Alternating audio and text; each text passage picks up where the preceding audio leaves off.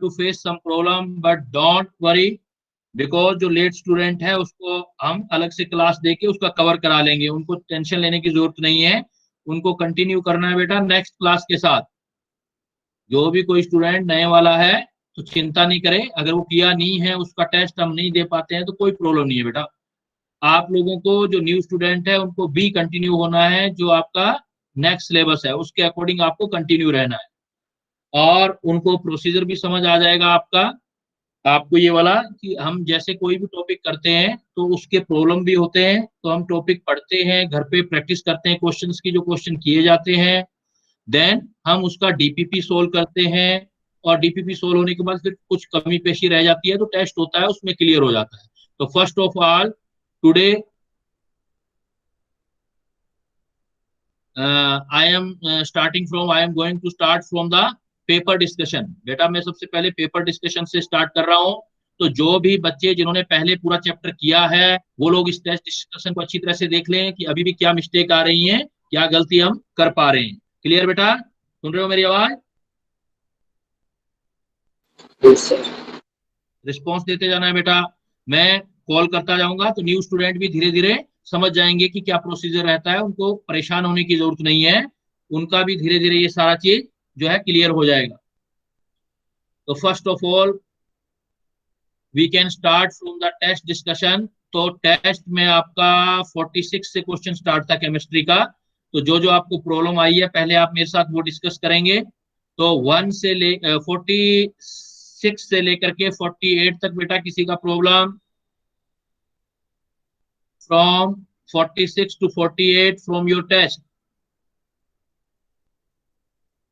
जिस भी बच्चे को जिस भी क्वेश्चन में प्रॉब्लम आया हो वो डिस्कस कर सकता है बेटा, you are free to discuss, because इसी से सीखेंगे। ये डेवलपमेंट जो स्टडी का होता है ये स्टेप सर टू स्टेप होता है। हाँ सर हाँ बोलो। Sir 48 question. 48 क्वेश्चन।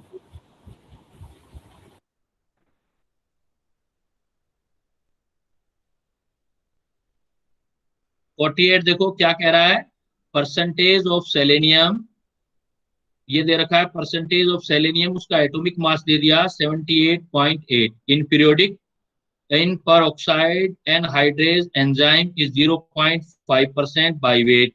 देखो परसेंटेज बाई वेट गिवन है 0.5% है, और एलिमेंट भी गिवन है सेलेनियम है जिसका एटॉमिक वेट भी गिवन है 78.8। The minimum molar mass of पर ऑक्साइड, मैंने आपको एक एम एवरेज मिनिमम का केस दिखाया था, लिखवाया था मैंने। तो मिनिमम मोलर कैसे निकालोगे आप बोलोगे कि भाई किसी का भी जो परसेंटेज है, जो आप उसमें लिखते हो कि भाई एटॉमिक वेट, जो भी उसका एटॉमिक वेट है, शॉर्टकट में बिल्कुल इजी वे में हमने पढ़ा था ना, मिनिमम ये वर्ड देख लेना, you are advise to you need to focus on this concept minimum molar mass, then that is the formula we have already written, minimum molar okay mass sir, is हो equal गया to sir, हो गया। Atomic weight. Atomic weight फिर भी मैं बता देता हूँ बेटा, कोई और बच्चा होगा तो उसको समझ आ जाएगा, नए बच्चे होंगे कुछ। Minimum molar okay mass sir. निकालना है तो atomic weight divided by given percentage, जो आपको गिवन है, इनटू 100 बताया था आपको। तो देखो एटॉमिक वेट गिवन है 78.8, very simple problem, 78.8 percentage given है उसका देखो 0.5% इंटू 100, तो इसको आप सोल्व कर लोगे तो ये कैंसिल हो जाएगा आपका, 5 टू 20, इससे 8 से मल्टीप्लाई कर दोगे, देन आप आपका आंसर निकाल लोगे। 8 टू 16, 8 टू 16 17, 7 टू 14 0, तो वो कितना है 5 है, 7 टू 14 5, 15760, 15760, तो कौन सा आंसर होगा बेटा, मैच करो इससे। तो आपके आंसर जो होंगे इनमें से कोई हो सकता है, अगर आप 3 छोड़ रहे हो या 4 छोड़ रहे हो, 4 पॉइंट छोड़ रहे हो, तो 10⁻⁴ हो जाएगा।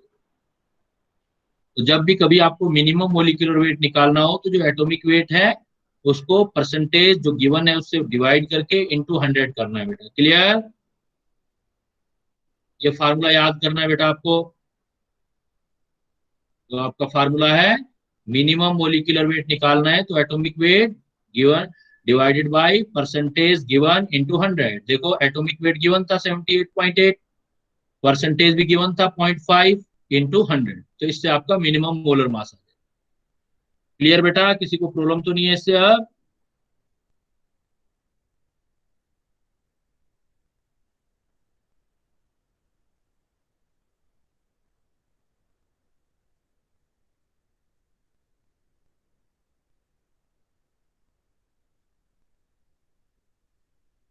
नेक्स्ट आ जाओ बेटा, 49 से लेके 51 तक किसी का problem? 49 to 51. In starting, you have to face some problem in calculation, but you will be expert in future. बेटा स्टार्टिंग है अभी, तो घबराने की जरूरत नहीं है अभी, क्योंकि मैं उसी मोड पर प्रिपेयर करना चाहता हूँ आप लोगों को। अगर किससे सर ये कैलकुलेशन नहीं 49। हो रही है तो कोई दिक्कत नहीं है, कई कर पा रहे हैं कई नहीं, तो धीरे धीरे कैलकुलेशन है, सीख जाओगे आप। बस अपना प्रैक्टिस करते रहना आपने। 49 से 51 बेटा, 49। 49। हाँ, I listen one call from you. 49, 49 देखो, ए compound has a haemoglobin like structure, कहता है हीमोग्लोबिन जैसी स्ट्रक्चर है, कंपाउंड है।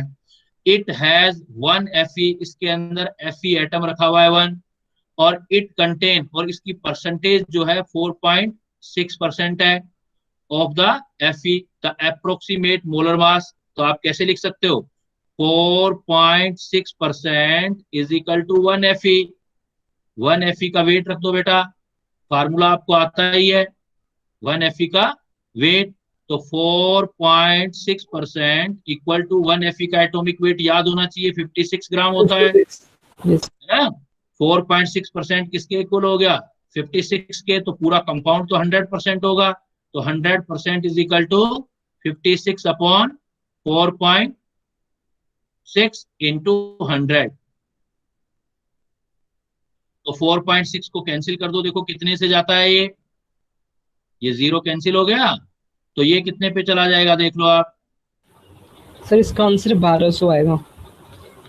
हाँ, इसका आप कैलकुलेशन करके देखना बेटा, जितना भी आ जाए। ये देखो अगर करोगे तो ये कितना 28 आ जाएगा, और ये 23 आ जाएगा।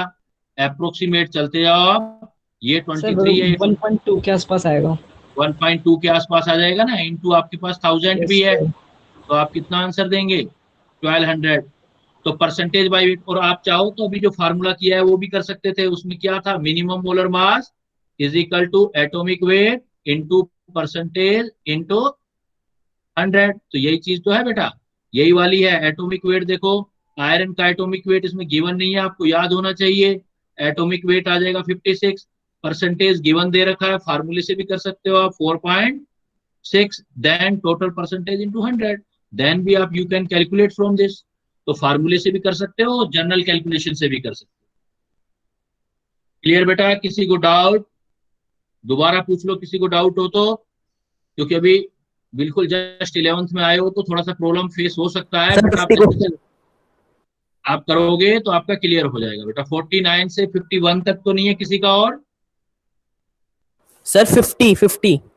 50 देखो, 50 क्या कह रहा है? The molarity of KOH solution with 2.8% mass by volume. इसका मतलब क्या हुआ? 2.8 मास है तो 2.8 ग्राम इन 100 millilitre solution, 100 millilitre solution, 2.8 gram 100, and you want to calculate molarity, you know what is the molarity? Molarity is equal to weight upon molar mass, mole हो जाएंगे। Volume in litre, अगर millilitre में है तो 100 लगा दो बेटा। Then what is your calculation? Weight आपको गिवन है 2.8। सर 10, सर 10 की पावर 3 आएगा ऊपर में। 1000 होगा। यस हाँ 1000 बेटा, ये 1000। टू वेट दे दिया आपको 2.8, एंड वॉल्यूम कितना दे रखा है 100, और मोलर मास देखो KOH का निकाल लो आप। पोटेशियम का क्या होता है? सर 56 आएगा। KOH। पोटेशियम का 39 और ऑक्सीजन का 16 प्लस 16 1, 1 तो कितना हो गया? 56। 56। 56 इंटू कितना आ जाएगा आपका? 1000, और वॉल्यूम कितना गिवन है? 100। तो ये पॉइंट भी हटा दोगे आप, तो ये तो कैंसिल हो गया। 1/2 मतलब 0.5 या 1/2 मोलर, ये आंसर आ जाएगा बेटा। देखो क्वेश्चन डिफिकल्ट नहीं है, हम एग्जाम टाइम में उसको कर पाए हो या नहीं कर पाए हो, but questions are not difficult, only need to practise. आप जितना प्रैक्टिसाइज करोगे उतना आपका बेस्ट रिजल्ट आएगा। 51 तक कोई और किसी का? Sir 51। 51 an organic compound on analysis was found to contain, देखो सल्फर दे दिया, फिर 0.032% of sulphur by mass, molecular mass of compound if one molecule contain 2 sulphur atom. अब इतना ध्यान रखना है, मोलर मास मिनिमम जैसे निकालते थे, अब एटॉमिक वेट 8 का नहीं लेना बेटा आपने, आपको 2 सल्फर एटम है तो 2 का ले लेना, बस इतना सा फर्क है। The molar mass of the compound if one molecule contain 2 sulphur atom, तो 2 इंटू एटॉमिक वेट कर देना, डिवाइडेड बाई वही फार्मूला आपका, एक एटम होता है तो atomic weight upon given percentage into 100 होता है, 2 एटम हो जाएंगे तो 2 into atomic weight given percentage into 100, calculation हो जाएगा बेटा। अब आपका 2, क्योंकि 2 एटम दे रखा था, 1 मोलिक्यूल कंटेन 2 सल्फर एटम, एक ओके सल्फर एटम का वेट 32 होता है, कर लोगे ना बेटा अब, और डिवाइडेड बाय परसेंटेज फिर भी बता देता हूं मैं, यस सर हो जाएगा। 0.032 इंटू 100 अब हो जाएगा बेटा। यस नेक्स्ट आ जाओ बेटा, 52 से लेके 54 तक किसी का problem? Sir 52। 52 10 mole of CO2 do not contain, देखो 10 मोल अमाउंट चाहिए ग्राम, 10 मोल ऑफ CO2, देखो CO2 के 10 मोल है, तो 10 मोल CO2 में कार्बन भी तो 10 मोल होंगे, होंगे कि नहीं होंगे बेटा? एक यस CO2 सर। में एक कार्बन होता है तो 10 में 10 मोल कार्बन होंगे, तो 10 मोल कार्बन का वेट कितना आ जाएगा? 10 इंटू 12 ग्राम, यस सर। है ना? तो 120 ग्राम करेक्ट हो गया। 10 मोल का मतलब नंबर निकालोगे तो नंबर निकालो बेटा, 10 मोल का मतलब होता है 6 इंटू 10⁻23 कार्बन, तो ये देखो 6 इंटू 10⁻24 कार्बन, कार्बन तो ठीक है लेकिन ऑक्सीजन तो डबल है, यस जितना सर। कार्बन होगा डबल होगा, ऑक्सीजन कितना हो जाएगा? Twice into 10 into 6 into 10⁻23 double हो जाएगा बेटा। अगर ये देखो ये कितना लिखा हुआ है, 6 इंटू 10⁻24 एटम ऑफ ऑक्सीजन, तो ऑक्सीजन तो गलत हो गया बेटा, ऑक्सीजन तो डबल होगा, कार्बन होता तो करेक्ट होता। Yes sir. सर एन लेकिन इसमें जो ऑप्शन सी दे रखा है। हाँ 10 Na मोलिक्यूल मतलब 10 मोल मोलिक्यूल ऑफ C2, तो C2। C2 तो कुछ है ही नहीं, हमारे पास C यस है, सर। C2 तो नहीं है ना, इसलिए ये भी सर गलत हो फिर गया। ये भी तो गलत हो जाएगा फिर। सर इसके मार्क्स तो मिले नहीं हमें। हाँ ये भी गलत हो जाएगा बेटा। और 20 ग्राम एटम, ग्राम एटम का मतलब मोल ही है, ये सर ये ठीक तो है, सही है। ये यस सर। सही है ना? तो इसका सर फिर मतलब ये इसमें दोनों ही दो गलत आ रहे हैं तो क्या? दो गलत आ गए बेटा। इसमें आप एक यस मार्क सर। करेंगे, जैसा मैं हर बार आपको बोलता हूँ कि जब भी आप कोई डीपीपी क्वेश्चन सोल्व करते हैं या आप टेस्ट सोल्व करते हैं तो आपको एक फीडबैक मिलता है ना साथ में, यस कि वहाँ सर। फीडबैक या टेस्ट के बाद फीडबैक मिलता है, उसमें आप डाल देंगे अपना ये ऑप्शन कि सर इसमें 2 ऑप्शन हो रहे हैं, दोनों ही करेक्ट हैं। Okay sir. Clear? Yes sir. क्योंकि अभी तो हम क्या ऑनलाइन कर रहे हैं काम, अगर हम साथ में करते तो फिर उसी टाइम करेक्ट कर लेते हैं, अब ये आप कंप्यूटर वाले को ये चीज भेज देंगे आप, ठीक है? Okay sir. बिकॉज यहाँ C2 नहीं होना चाहिए था, क्या होना चाहिए था? C होना CO2। चाहिए था, दोनों आंसर CO2। करेक्ट है ना? Yes sir. आप ही को दोनों आंसर करेक्ट होने चाहिए। नेक्स्ट बेटा 54 तक किसी का प्रॉब्लम? सर एक बार ये 54 बता दो। 54 कर लेते हैं। Number of gold atom in 300 milligram of gold ring, 20 carat gold, pure gold is 24 carat, pure gold is 24 carat. तो हमारे पास जो प्योर गोल्ड होता है वो 24 कैरेट है, लेकिन अभी हमारे पास 20 कैरेट ही गोल्ड है, तो 20 कैरेट गोल्ड है तो प्योरिटी कितनी आ गई? देखो प्योरिटी निकाल लो,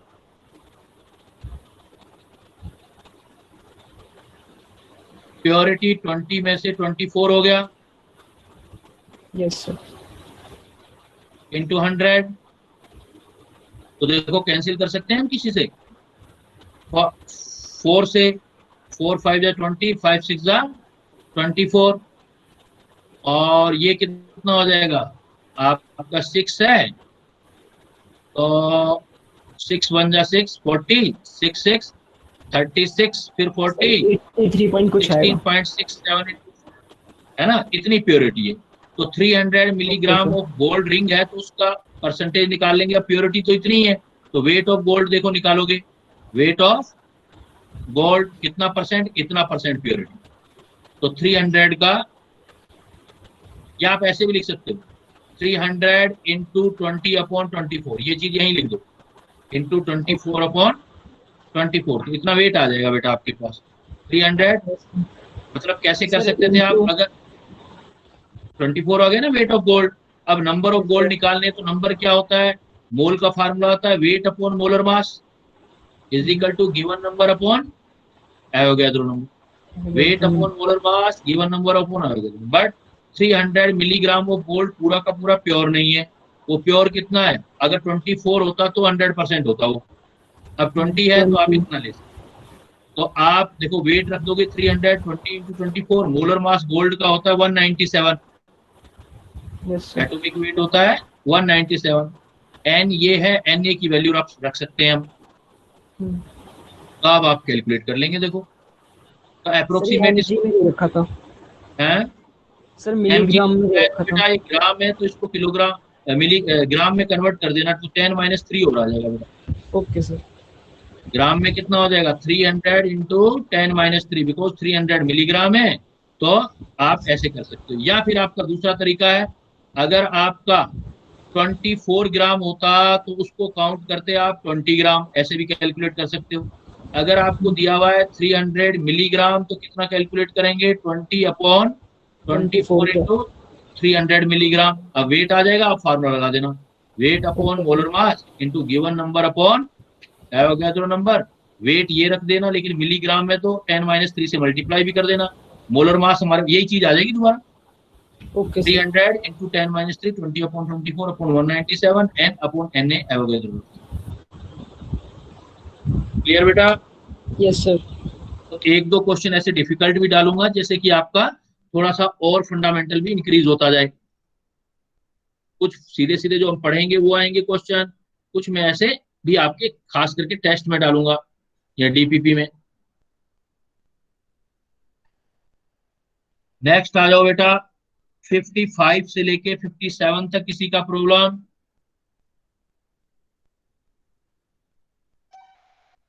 55 to 57। So 56। Sir 56। 56 total mass of proton in 10 gram of calcium carbonate. देखो एक काम करो, पहले देखो आपको कैल्शियम कार्बोनेट में प्रोटोन काउंट करने हैं, तो कैल्शियम कार्बोनेट, तो एक काम करो, कैल्शियम कार्बोनेट में एक कैल्शियम होगा, एक कार्बन होगा और 3 ऑक्सीजन होंगे ना। क्लियर? अब एक कैल्शियम का एटॉमिक वेट कितना होता है बेटा 20। तो प्रोटोन कितना आ गया आपके पास 20। कार्बन का एटॉमिक वेट कितना होता है 12। एटॉमिक नंबर बेटा, एटॉमिक नंबर, प्रोटोन कर रहे हैं ना 6। ऑक्सीजन का कितना होता है 8। तो टोटल सम कर दो तो प्रोटोन आ जाएंगे आपके पास 50 20 + 6 + 24। 50 आ गए ना। Yes sir. तो जितने भी कैल्शियम कार्बोनेट होंगे उसका 50 टाइम प्रोटोन होंगे उसके अंदर। अब कैल्शियम कार्बोनेट का मोल कंसेप्ट लगा देते हैं, कैल्शियम कार्बोनेट का ग्राम दे रखा है। सर हाँ बोलो सर सर हम मॉलिक्यूलर मास को 2 से डिवाइड भी तो कर सकते हैं, तभी भी आ जाए। मोलिकुलर मास को 2 से डिवाइड कर दें तभी भी आ जाएगा। क्या चीज आ जाएगी तब 50। नंबर ऑफ, नहीं प्रोटोन, हाँ 50 आ जाएगी। तो मैंने ऐसे लेकिन ही करा था। वो कोई बेटा फार्मूले से नहीं हुआ ना, हमें तो ये पता है कि एक कैल्शियम कार्बोनेट, एक कैल्शियम, एक कार्बन और 3 ऑक्सीजन से बना हुआ है। Yes sir. क्लियर? और एक कैल्शियम का एटॉमिक वेट 20 होता है तो प्रोटॉन 20 हो गए उसमें। एक Yes, sir. कार्बन है तो उसमें 6 हो गए, और 3 ऑक्सीजन है तो एक ऑक्सीजन में 8 तो 3 में 24 हो गए। तो प्रोटॉन ऐसे कैलकुलेट करेंगे बेटा हमेशा। जैसे मान लो हमें कैलकुलेट करने हो H2O, इसमें मान लो अपने को प्रोटॉन काउंट करने हो बेटा, प्रोटॉन। Yes, तो sir. प्रोटॉन कैसे काउंट करेंगे, कितने हाइड्रोजन है इसके अंदर? 2 हाइड्रोजन और दो। 1 ऑक्सीजन। ऑक्सीजन तो है। प्रोटॉन कैसे काउंट करोगे बेटा? 2 इंटू 1 हाइड्रोजन में 1 प्रोटॉन और 1 ऑक्सीजन में 8 प्रोटॉन। 8। तो कितना लेंगे हम? 10। 10। अब मैं इसका मोलर मास का हाफ करता तब तो 10 नहीं आता ना, देखो। कौन सर 9 आ जाता है। 9 है, तो गलती हो सकती थी ना, तो यस मिस्टेक सर। हो सकता था। इस तरीके से कभी मिस्टेक नहीं होगा आपका। क्लियर? ओके। यस। तो जितना भी बेटा आपके पास कैल्शियम कार्बोनेट होगा, एक कैल्शियम कार्बोनेट के अंदर 50 प्रोटॉन होंगे। Clear? Yes sir. Now you have amount of calcium carbonate is 10 gram. So now we calculate the number of particle of calcium carbonate by the formula of number of mole. So n upon Na is equal to weight upon molar mass. तो number of particle of calcium carbonate क्या आ जाएगा? Weight upon molar mass into Na. Weight yes कितना sir. Given है आपको? 10 gram. Calcium carbonate का total weight count करोगे, याद करना चाहे बेटा, 100 आएगा. 100. Yes sir. और एवोगैड्रो नंबर आएगा 6 इंटू 10⁻23. तो ये हमारे पास कितना हो गया बेटा? 6 इंटू 6 10 into 10 to power 22। 22. ये तो कैल्शियम कार्बोनेट के आगे तो प्रोटॉन काउंट करने हैं आपको. प्रोटॉन तो 10 टाइम है ना, 10 time of 6 into 10⁻22. Sir 50 times है। सर 50 टाइम्स है। 50. 50, यस बेटा 50. तो 50 हो जाएगा, तो ये कितना आ जाएगा देखो आप? 30 300। Yes sir. 6 5 या 30. Yes sir. सर इसका आंसर डी आना चाहिए ना। 22. आप देख लो कितना आ गया? 3 into 10 की 3 इंटू 10⁻24 वाला आंसर आएगा बेटा. यस इसका आंसर आएगा बेटा 4, बी वाला. एक बार फिर मैं कैलकुलेट कर लेता हूं, कोई कैलकुलेशन मिस्टेक ना हुआ हो. Calcium carbonate, 1 calcium carbonate contain 1 calcium. Calcium का एटॉमिक वेट होता है 20, तो प्रोटॉन 20 हो गए. कार्बन का 6, एक ऑक्सीजन के 8 होते हैं, 24 और 6 30 और 50 हो गई. ये क्लियर हो गया, ठीक है. अब कैल्शियम कार्बोनेट 10 ग्राम है, तो वेट हमें 10 ग्राम है. मोलर मास है उसका 100 इंटू एवोगैड्रो नंबर, तो ये हो गया 6 इंटू 10⁻, ऊपर जाएगा 22 और इंटू 50. टोटल प्रोटॉन निकालेंगे तो 50 टाइम्स, तो 6 5 30. ये आंसर आएगा बेटा, डी आंसर आएगा. Okay sir. करेक्शन में डाल देना बेटा. आंसर फर्स्ट दे रखा है तो आप ये डी दे दो. आपका कॉन्सेप्ट सही होना चाहिए, आंसर गलत सही हो ई में अपने आप कर लेंगे. क्लियर? Okay sir. नेक्स्ट आ जाओ बेटा 58 से लेके 60 तक.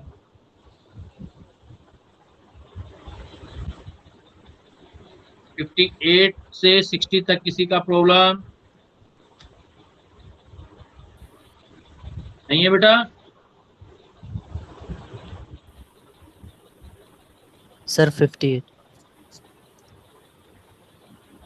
58.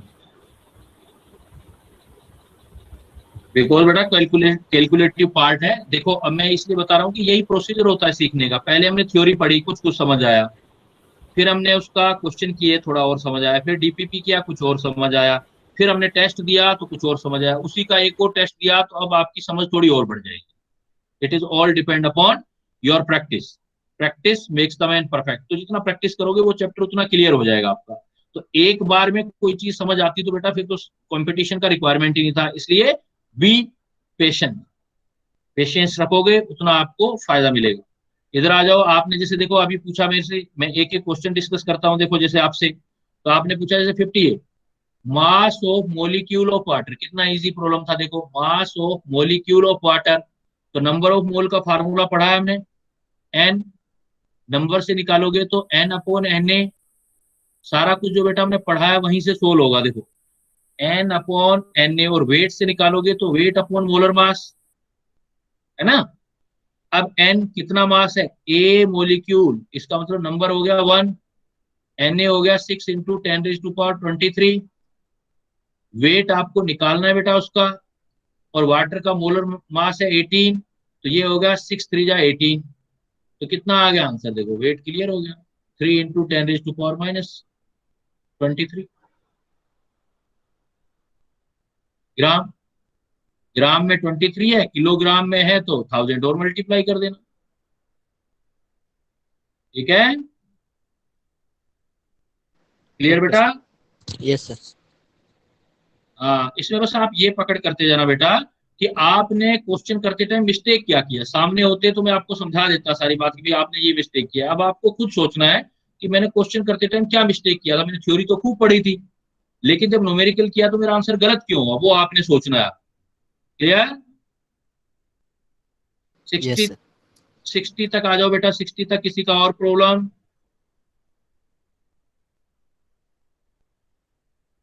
नो, आगे चलता हूं बेटा, फिर पीछे बताना।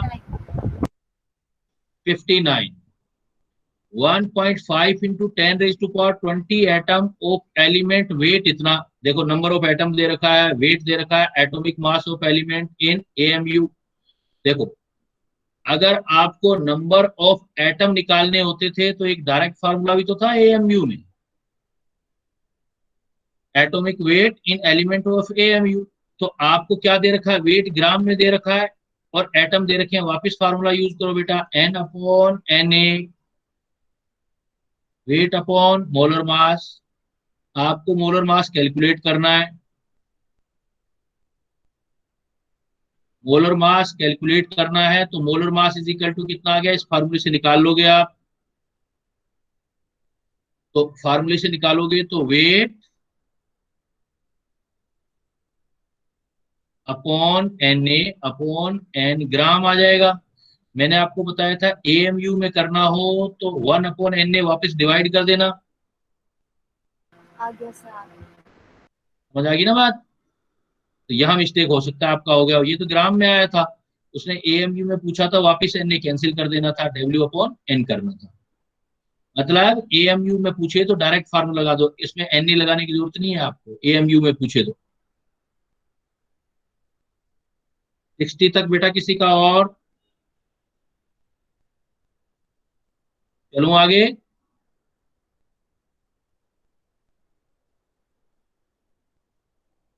Yes sir.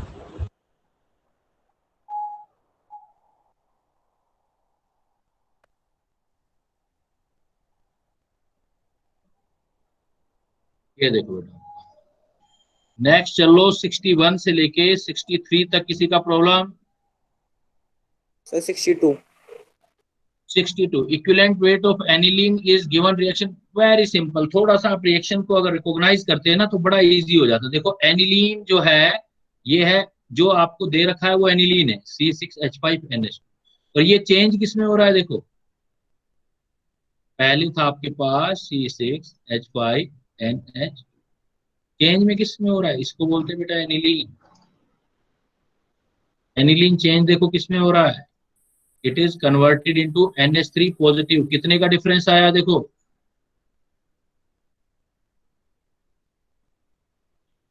Difference of 1H positive हो गया। एक ही H पॉजिटिव का डिफरेंस तो है बेटा, यहाँ पर NH2 है, यहाँ NH3 पॉजिटिव है। एक H पॉजिटिव का डिफरेंस हो गया तो N फैक्टर 1 हो गया। जितने H पॉजिटिव आयन रिप्लेस होते हैं उतना N फैक्टर होता है। तो जो इसका एटॉमिक वेट होगा, और equivalent weight is equal to क्या करते हो बेटा, equivalent weight is equal to formula weight upon N factor.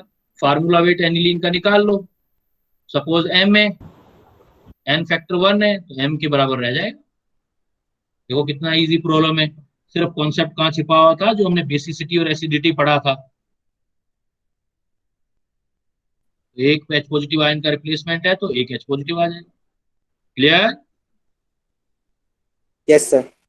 Next बेटा 63 तक किसी का और? अगर एक्सक्यूज मी 63, सर। यस बेटा। सर जो एन फैक्टर होता है वो एसिड्स के लिए तो number of replaceable H plus ions होता है, लेकिन ये एनिलीन तो कोई एसिड नहीं है।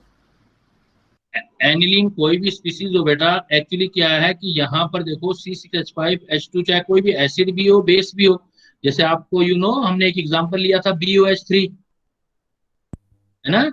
BOH3 क्या था बेटा, एसिड था ना, लेकिन ये वाटर से बोरिक OH एसिड। लेता था।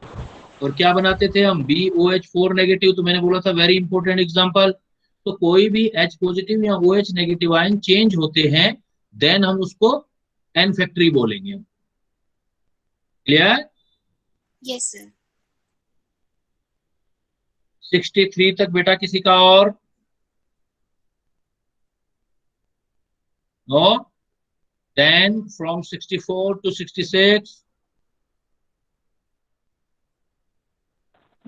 Sir, 66. 66 देखो बेटा, how many gram of NaOH, NaOH base है बेटा, will be required to neutralize 12.2 gram of benzoic acid, benzoic acid acid है, इसका फार्मूला है C6H5COOH, तो इसका एन फैक्टर 1 और NaOH का एन फैक्टर भी 1, तो दोनों के इक्विवेलेंट बराबर कर देते हैं बेटा, equivalent of acid is equal to equivalent of base, very simple concept, बड़ी से बड़ी प्रॉब्लम इक्विवेलेंट से इजी हो जाएगी। अब how many gram of NaOH, तो इसके इक्विवेलेंट निकालोगे तो इक्विवेलेंट होता है mole into N factor, mole into N factor of acid. You can see my patience, देखो मैं कितने आराम से आपको एक एक चीज बता रहा हूँ, कि मैं डायरेक्ट भी दोबारा बता सकता था कि इतना पढ़ा लिया डायरेक्ट ऐसे ऐसे कर लो, लेकिन नहीं, बिकॉज माइंड मेकअप करने में थोड़ा टाइम लगता है, फिर आप तो आराम से भागोगे, फिर आप जल्दी जल्दी करोगे। तो इक्विवेलेंट क्या होता है, mole into N factor acid का इक्विवेलेंट ऑफ बी, इसका भी वेट दे रखा है, तो mole into N factor B का, बेस का।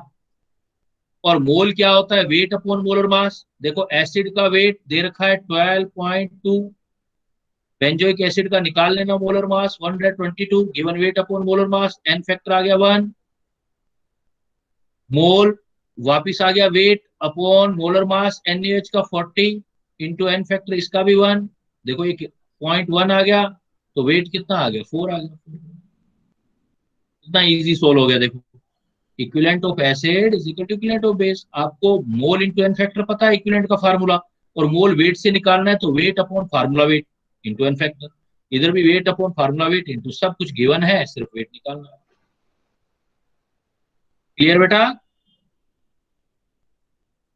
बस इन क्वेश्चन को जो आपके गलत हैं, you are suppose to try again for that question, all of this question in which you had to face problem, you are supposed to, you need to solve in another attempt, आपको एक attempt और लेना है, घर पे दोबारा solve करना, ये नहीं कि सर से पूछ लिया और बस हो गया, ऐसे नहीं बेटा, सीखना है। If you want to learn then practice दोबारा करना है इन क्वेश्चंस की। इसी चैप्टर में दिक्कत आएगी, अगले तो 3-4 चैप्टर में आगे पढ़ाऊंगा, बहुत ईजी है वो, तो बस ये फर्स्ट चैप्टर कैलकुलेशन मेड करना था मैंने आपका, इसलिए थोड़ा दिक्कत है। और जो बच्चे लेट है अभी हुए हैं, ज्वाइन हुए हैं 11th के अंदर, वो डोंट बी वरी, मैं उनको अलग से ये चैप्टर कराऊंगा, अलग से करवाएंगे, हम अलग से चैप्टर करेंगे, अगले चैप्टर इजी हैं, वो एक बार उनको कॉप अप करेंगे। क्लियर?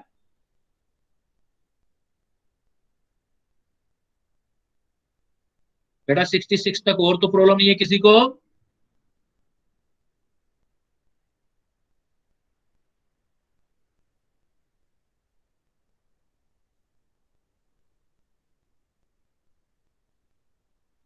देन नेक्स्ट आ जाओ बेटा 67 से लेके 69 तक। Sir 67।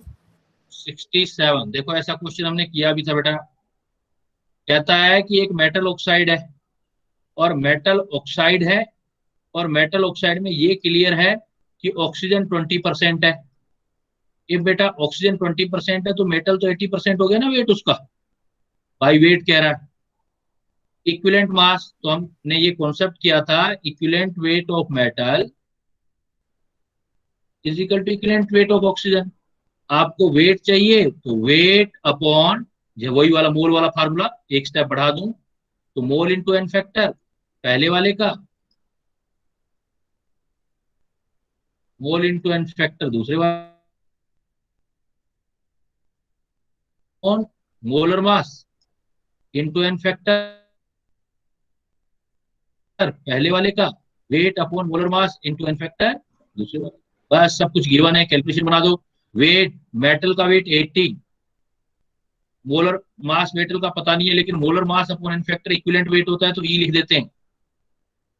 Wait 20, molar mass upon N factor equivalent, और इक्विवेलेंट वेट होता है इसका 8, ऑक्सीजन का होता है 8, तो कितना आ गया बेटा, कैलकुलेट करो इसको। सर 32। ये कैंसिल हो गया, ये 4 आ गया। हाँ बेटा बोलो।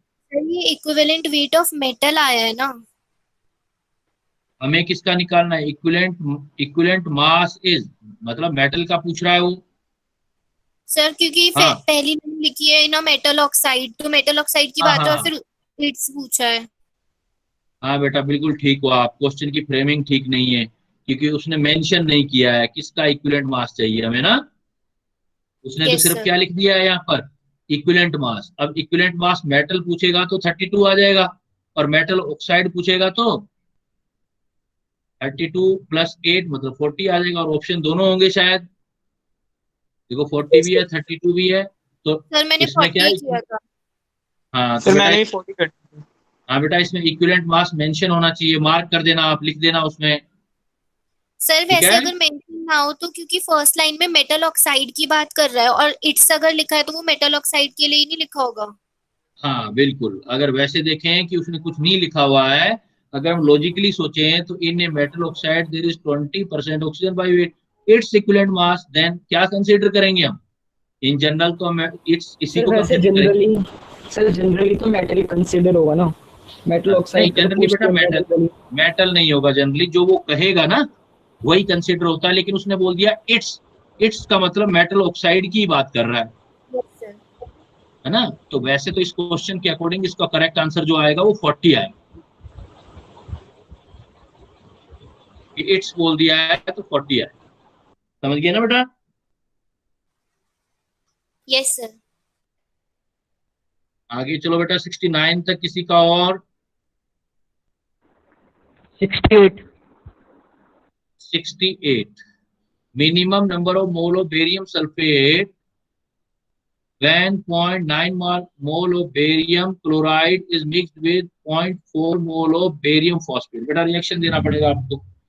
देखो क्या रिएक्शन कह रहा है, कहता है किसकी रिएक्शन कराना चाहते हो आप, BaCl2 को। 10th में पढ़ते थे ना इक्वेशन वाला chapter. Barium chloride is mixed with sodium phosphate, तो Na2SO4 रिएक्ट होके क्या बनाएगा बेटा, BaSO4 + 2NaCl। अब देखो आपको कंपेयर किस किस को करना है, maximum number of mole of barium phosphate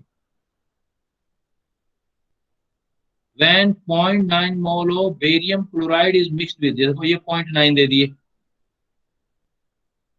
initial मोल, अब ये आएगा सर लिमिटिंग रिएजेंट। सर वो हाँ वहाँ पे ना सर फॉस्फेट बेरियम लिखा है, फॉस्फेट है। Yes sulphate sir. नहीं है सर वो। वो फॉस्फेट है, तो सोडियम फॉस्फेट होगा, यहाँ पर PO4 कर दो तो 3 आ जाएगा। ये PO4 का तो फार्मूला सारा चेंज हो जाएगा बेटा फिर। तो बेरियम, मैं इधर लिख देता हूँ, barium chloride react with sodium phosphate, तो Na3PO4 रिएक्शन कराओगे तो बेरियम फॉस्फेट Pa3PO4 का ट्वाइस, बेरियम फॉस्फेट और NaC। तो फर्स्ट ऑफ ऑल बैलेंस करो बेटा, बेरियम 3 है तो 3 दे दो, क्लोरीन 6 है तो 6 दे दो, Na भी 6 है तो 6 कर दो, अपने आप बाकी बैलेंस हो जाएगा। अब आपको गिवन क्या क्या है और क्या निकालना है, कहता है 0.9 मोल ऑफ बेरियम क्लोराइड, इसके 0.9 दिए हैं मोल, is mixed with 0.4 mole of sodium phosphate.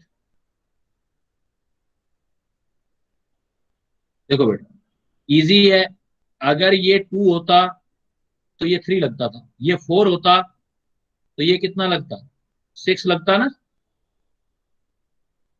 समझ रहे हो मेरी बात? रेशो तो 2:3 है, अगर ये 0.4 लग जाए सारा का सारा हो तो ये जाएगा कितना सर, ये लगेगा? ना लिमिटिंग रिएजेंट वाले से हो जाएगा। हाँ बिल्कुल बेटा, लिमिटिंग रीजन से होगा। थोड़ा सा मुश्किल क्वेश्चन है कि अगर ये 2 जाता है तो ये 3 बनता है, ये कितना है हमारे पास 0.4, तो 2 की बजाय ये 0.4 जाएगा, तो ये उसका मतलब ये 2 जाता है तो ये 3 जाता है। ये अगर 2 को 2 से मल्टीप्लाई कर दिया तो इसको भी 2 से मल्टीप्लाई करूंगा तो 0.6 जाएगा।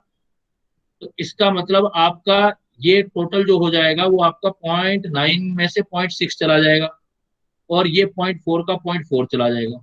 अब आपको किसका अमाउंट निकालना था बेटा, मुश्किल क्वेश्चन था, थोड़ा डिफिकल्ट था, कि minimum number of mole of barium phosphate कितना बनेगा, देखो किसी से ही निकाल लो, जैसे इससे निकाल लो, जितना ये जाएगा 2, तो ये 1 बन रहा है उसका हाफ, तो ये 0.4 जा रहा है तो ये 0.2 बनेगा बेटा।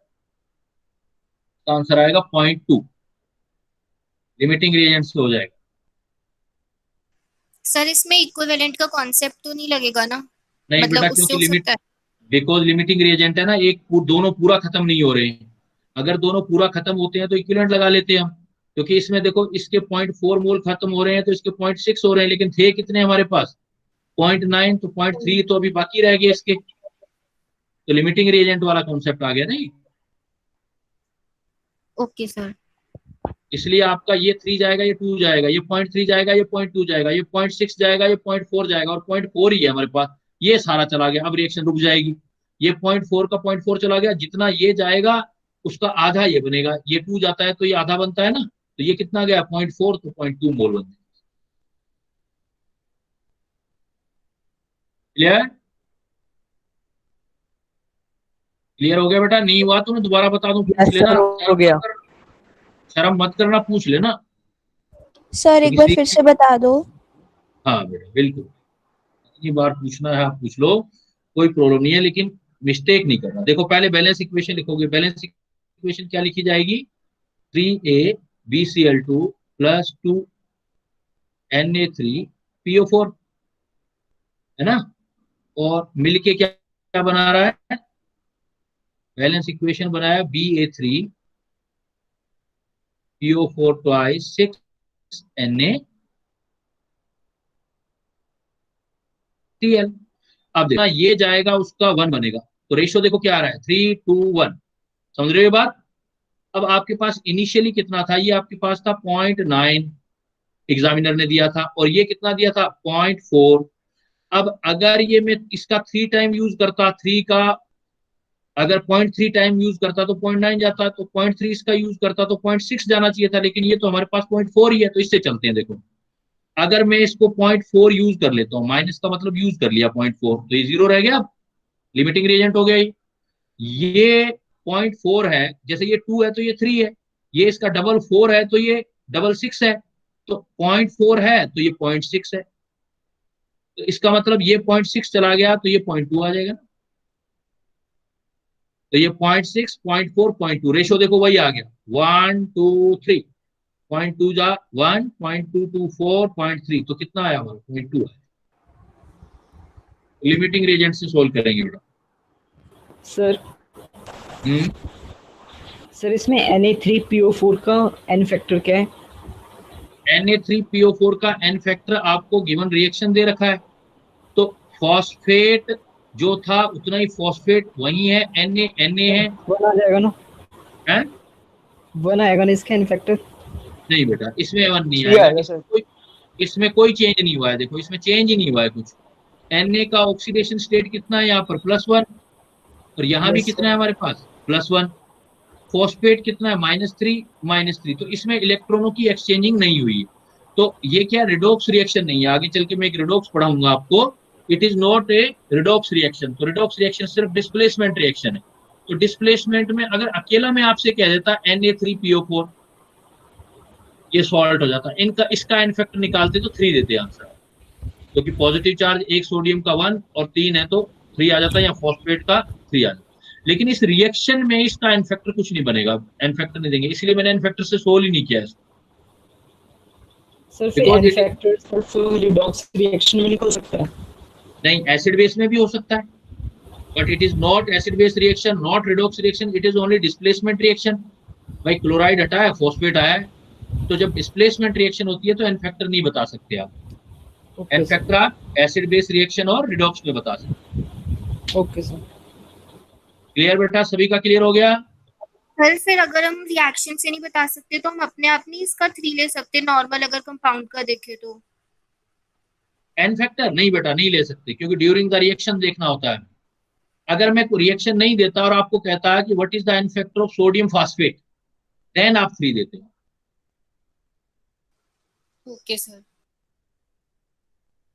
नेक्स्ट आ जाओ बेटा, 70 से लेके 72 तक। सर ये 69।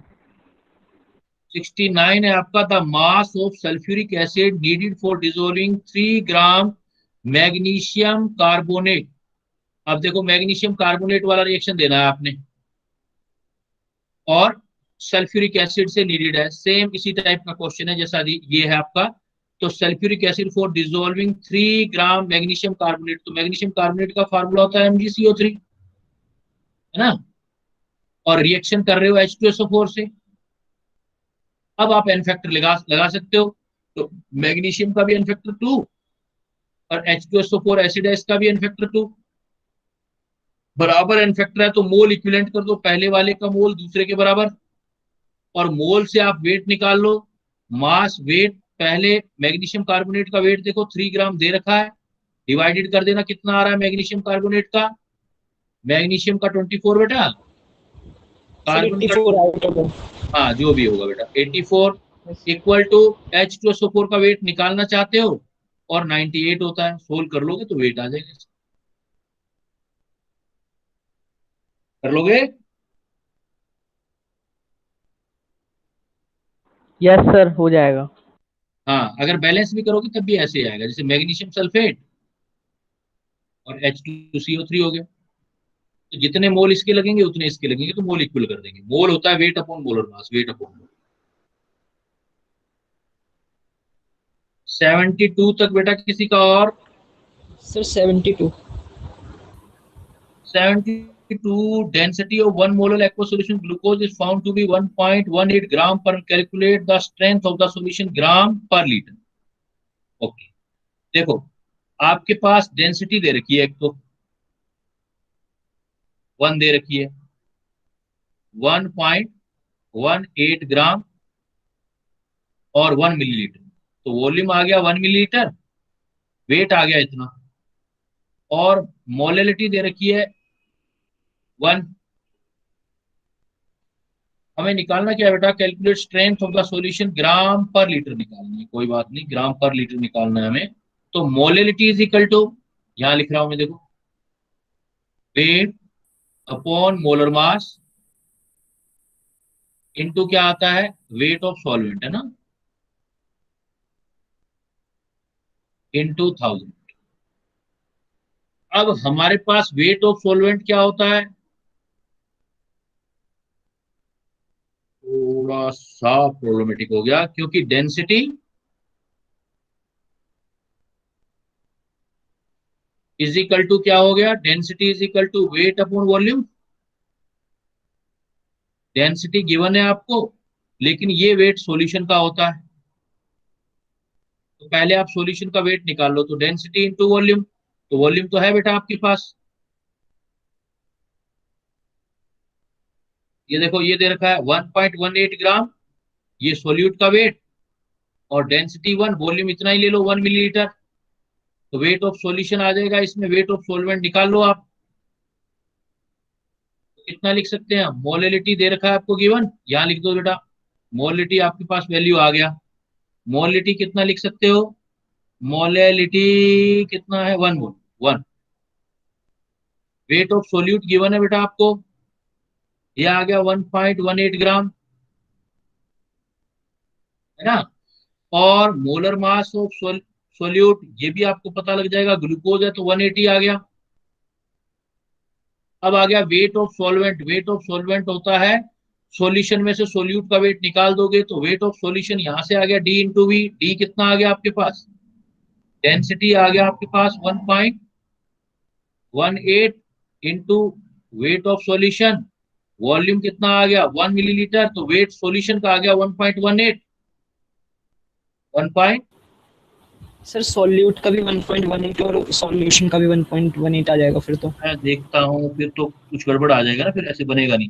तो density of 1 molar aqua solution glucose is found to 1.18 gram, तो 1.18 ग्राम इसका नहीं पता है, इसका मतलब ये इसका नहीं, ये सॉल्यूशन का टोटल वेट आया है 1.18 ग्राम जो आया है वो आपका सॉल्यूशन का आया है।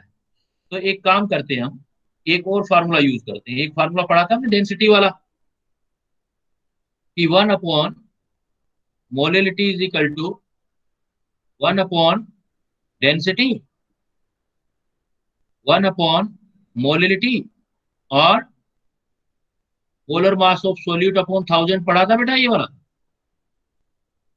Yes sir. देखो इससे अपने पास सारी चीजें आ जाएंगी, डेंसिटी आ गई, मोलिटी आ गई, मोलर मास आ गया, तो क्या चीज आ जाएगी? मोलरिटी। और मोलरिटी जो आएगी वो आएगी अपनी मोल पर लीटर में, जो भी आंसर आएगा। हमें मोल में नहीं चाहिए बेटा, हमें किसमें आंसर चाहिए? देखो ग्राम में। तो मोल और ग्राम को कैसे कन्वर्ट करते हो? अगर ग्राम में चाहिए तो मोलर मास से मल्टीप्लाई कर देना। तो आपको ग्राम में चाहिए तो W इज इक्वल टू जो भी ग्राम में चाहिए, तो आप इसको मोलर मास से मल्टीप्लाई कर देना M को, तो आपका ग्राम में आ जाएगा पर लीटर। पहले मोल पर लीटर आ जाएगा, मोल को मोलर मास से डिवाइड कर दोगे, बिकॉज सर नंबर ऑफ। लेकिन जो डेंसिटी दी रखी है वो तो मिलीलीटर में दी रखी है ना। हाँ, वो सॉल्यूशन किया वो इस फार्मूले में अपने आप सोल्व हो गया, सर कैसे? क्योंकि ये जो फार्मूला है ये 1000 लगा दिया ना हमने। Yes sir. 1000 लगा दिया तो इसका मतलब ये ग्राम पर मिलीलीटर में लेना है आपको। सर वो वैसे 1000 तो पहले से ही होता है ना फॉर्मूले में। नहीं, वो तो ड्राइव करते हैं ना बेटा, क्योंकि ग्राम पर ग्राम, किलोग्राम को ग्राम में कन्वर्ट करके हम लेते हैं, तो यहाँ डेंसिटी ग्राम पर मिलीलीटर आ जाती है फिर, है ना। या आप तोड़ के करो सारे को। कैसे करोगे तोड़ के? 1 molar aqua solution of glucose है तो 1 मोल ग्लूकोज तो है ना, 1 मोलर एक्वा सॉल्यूशन है, तो कैसे कर सकते हो? दूसरा तरीका देखो फिर। अगर आपको इसमें ऐसे लगता है कि नहीं सर इसमें मुझे थोड़ा कंफ्यूजन हो रहा है, तो आप पूरा डिटेल करो, फिर शॉर्टकट मत करो, आप पूरा डिटेल ऐसे करोगे।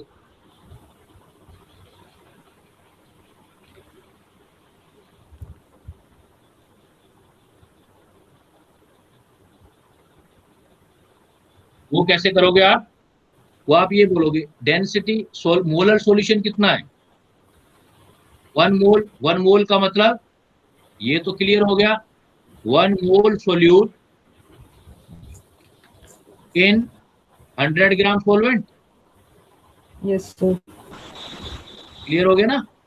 Yes, sir. 1000 ग्राम, 1 kg मतलब 1000 gram solvent. 1 Yes, sir. Mole solute in 1000 gram, तो 1 मोल सोल्यूट का मतलब सोल्यूट क्या है? ग्लूकोज, तो 180 ग्राम ग्लूकोज हो गया। फिर आप पूरा डिटेल करो, 180 ग्राम सोल्यूट इन 1000 ग्राम सॉल्वेंट। अब डेंसिटी से निकालो आप, डेंसिटी सॉल्यूशन की निकालोगे तो आएगा वेट अपॉन वॉल्यूम। डेंसिटी कितनी दे रखी है आपको? 1.18 ग्राम पर मिलीलीटर। वेट निकाल लो सॉल्यूशन का, वॉल्यूम दे रखा है आपको, वॉल्यूम यहाँ आपने, हाँ सर वॉल्यूम फाइंड करना होगा ना इसमें हमें। हाँ, तो वॉल्यूम कर लेते हैं बेटा। तो अब देखो, अब 180 ग्राम है और 1000 ग्राम सॉल्वेंट है, तो टोटल लिख दो, वॉल्यूम कैलकुलेट कर लो। तो वॉल्यूम इज इक्वल टू क्या आ जाएगा हमारे पास? Weight upon density.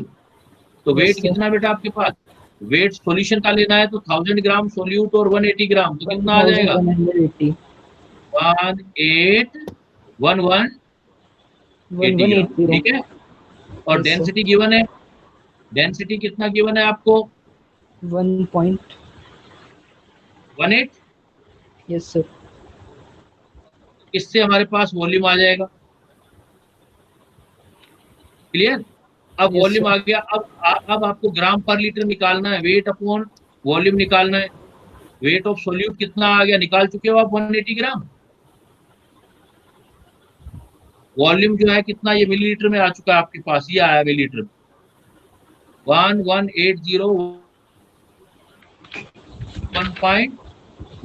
मिलीलीटर में, है ना? इतना मिलीलीटर में आया ना। Yes sir. तो मिलीलीटर को आप लीटर में कन्वर्ट करो, तो 1000 से डिवाइड करोगे तो 1180 इंटू 1.18। और यहाँ क्या करोगे? इतना मिलीलीटर है, मिली हटाओगे तो 10-3 लगा दो।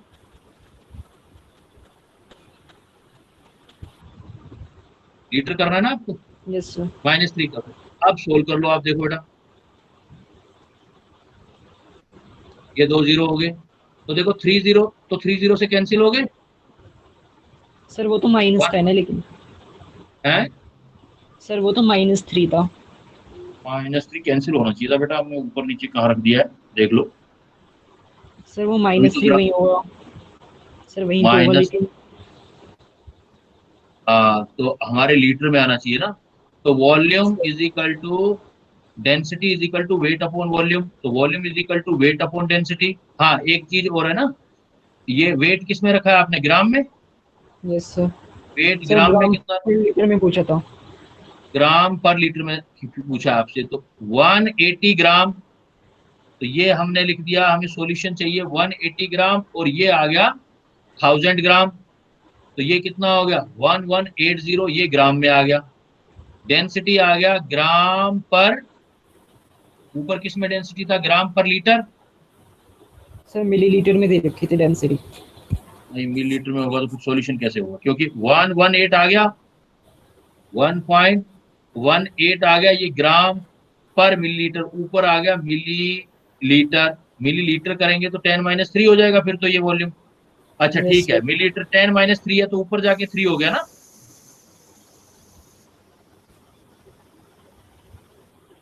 देखो अब क्या आ गया हमारे पास, वेट कितना आया था 180 ग्राम सॉल्यूट का वेट, और वॉल्यूम कितना आया 1180 डिवाइडेड बाई 1.18। एक बार इसको छोड़ो, देखो आप छोड़ो इसको, तो ये 0 आ गया, तो ये 0 आ गया, तो ये कैंसिल करोगे तो ये कैंसिल हो गया, ये आ गया 180 से 18 अपॉन कितना आ चुका है 18 अपॉन या 180 अपॉन 1000। Yes sir. 1000 को ऊपर ले जाओ, 180 इंटू 10 - 3, ये ग्राम पर क्या आया, मिलीलीटर। 1000 नहीं लगाया, देखो मैंने, मिली क्या होता है, मिली कितना होता है 10 - 3, 180 ग्राम पर लीटर। पहले ग्राम पर मिलीलीटर में निकाल लो, फिर लीटर में कन्वर्ट, मिली को हटा दो, मिली का मतलब होता है 10 - 3, तो कैंसिल होता है। Okay sir. तो आप चाहो तो ये, लेकिन लॉन्ग प्रोसेस होता है आपका, वो बेटर प्रोसेस है, वो वाला जो हमने किया था ये मोलरिटी वाले फार्मूले का। तो मोलरिटी से 1 अपॉन मोलरिटी निकाल लो, 1 अपॉन डेंसिटी, इसीलिए ये पढ़े थे फार्मूले अपने शॉर्टकट के लिए, एम सर डैश लेकिन अपॉन। जो सर लेकिन जो स्ट्रेंथ होती है उसमें मल्टीप्लाई में 100 भी तो होता है। लेकिन वो जो क्वेश्चन में ऑप्शन पूछता है ना, उसके हिसाब से बताना, उसने स्ट्रेंथ किस में पूछा है, स्ट्रेंथ किसी में पूछ सकता है, उसने किस में पूछा है हमसे, देखो ग्राम पर लीटर, इसलिए आंसर ग्राम पर लीटर में निकाल। सर लेकिन वो जो स्ट्रेंथ का फॉर्मूला होता है वो होता है मास अपॉन क्या हुआ, सॉल्यूट अपॉन में अगर कुछ वॉल्यूम अपॉन सॉल्यूशन इनटू 100। हाँ हाँ वो ठीक है, अगर कुछ नहीं दिया हो तो परसेंटेज निकाली जाती है, इसलिए 100 ले लेते हैं उसमें हम, नहीं दिया हो तो। लेकिन उसने दे दिया है, तो जो उसने पूछा, क्योंकि है तो सारी कॉन्सेंट्रेशन ही है ना, मोलरिटी भी कॉन्सेंट्रेशन है, नॉर्मेलिटी कॉन्सेंट्रेशन है, ग्राम पर मिलीलीटर, ग्राम पर लीटर, सब कॉन्सेंट्रेशन। ठीक है, ओके सर। अगर सर स्ट्रेंथ नहीं सर दिया होता बेटा तो 100 से कर देते हैं। हाँ बेटा बोलो। सर जो स्ट्रेंथ होगी वो हमेशा मास बाय वॉल्यूम ही होगी ना। हाँ होगी मास बाई वॉल्यूम, लेकिन वॉल्यूम का यूनिट ऑप्शन डिसाइड करेगा। वो हाँ वो चेंज वो, हाँ वो चेंज हो सकती है, वॉल्यूम लीटर में भी हो सकता है, मिलीलीटर में भी हो सकता है ना। और सर वो पिछला क्वेश्चन था जिसमें हमने H2SO4 का मैग्नीशियम कार्बोनेट से रिएक्शन कराया था, तो उसमें एन फैक्टर हमने 2 ले लिया था। हाँ हाँ तो सर वो इसलिए कि H2SO4 रिएक्शन में 2 H+ आयंस लूज हाँ करेगा, तो वो एसिड है तो हाँ, इसलिए। इसलिए 2H को रिप्लेस करेगा, तो दोनों का 2 ले लिया। Okay sir. सर इसमें Clear? ये वेट 1180 कैसे है?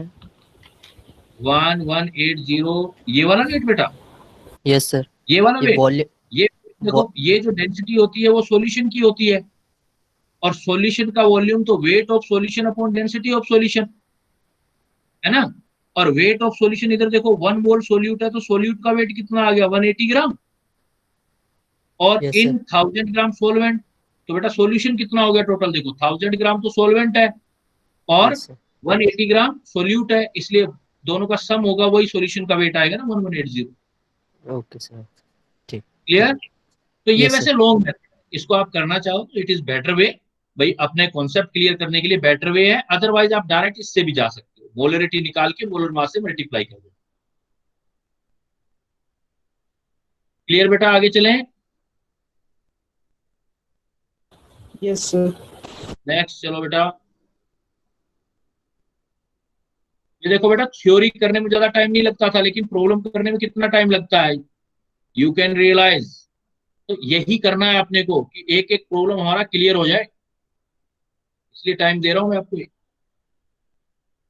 जब अगली बार टेस्ट लूं तो और आपका जो है परसेंटेज इंक्रीज होना चाहिए। अब तो सिर्फ ये देख लो, अब स्टार्टिंग में इट डजेंट मैटर कि क्या मिस्टेक कर रहे हो, यही सीखने के लिए तो कर रहे हैं, आता होता तो फिर क्यों करते हैं हम तैयारी, है ना।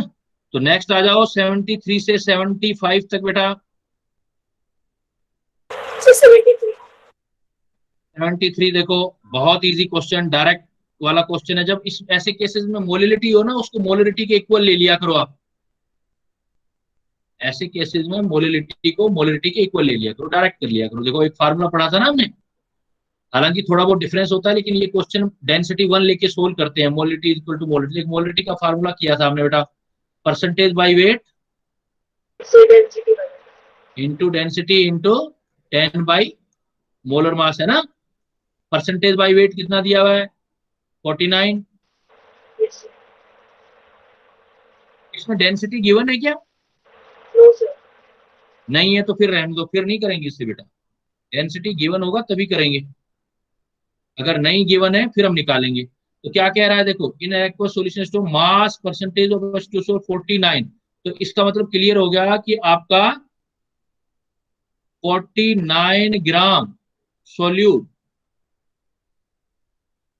इन 51 ग्राम सॉल्वेंट है। सॉल्यूशन 100 ग्राम हो जाएगा परसेंटेज।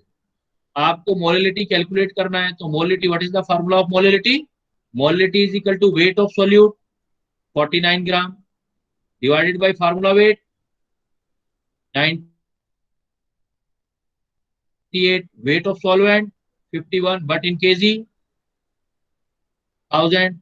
ये कितने पे चला जाएगा, 2 पे, और ये कितने पे चला जाएगा देखो 500/50, अप्रोक्सीमेट 10 के आसपास आंसर आ जाएगा। डेंसिटी नहीं है तो ये फार्मूला मत यूज करना, फिर ये यूज करना। 49% H2SO4 है तो बाकी 51% वाटर होगा, इसका मतलब एक्वस सॉल्यूशन है। दो ही चीजें तो है हमारे पास, H2SO4 और एक्वस सॉल्यूशन। एक 49% है, दूसरा 51% हो जाएगा। क्लियर? नेक्स्ट बेटा 75 तक किसी का?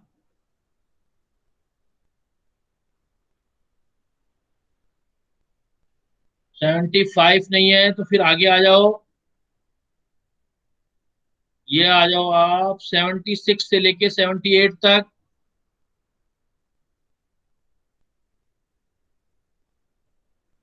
सेवेंटी सिक्स से 78 नहीं है बेटा, 78 तक आगे चलो।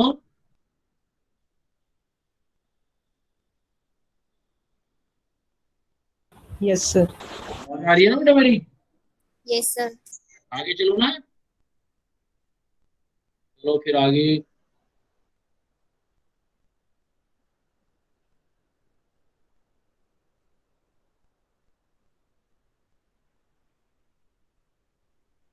ये आ जाओ लास्ट में फिर 79 से 81 तक। 79 to 81। सर 80। 80। यस अब ये देखो, ये आपका दे रखा था फार्मूला, तो ये डायरेक्ट फार्मूले से हो सकता था आपका। देखो आपको मोलिलिटी गिवन है, डेंसिटी गिवन है, और मोलिलिटी निकालना है। डायरेक्ट लगा दो बेटा फार्मूला, व्हाट 1 मोलिलिटी, शॉर्टकट में सोल्व हो जाएगा। मोलिलिटी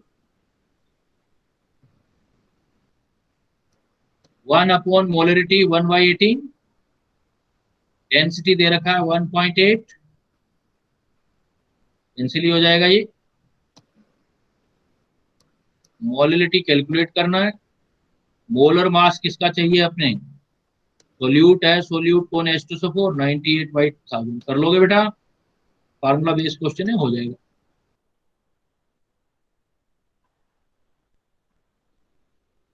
एटी वन तक किसी का और?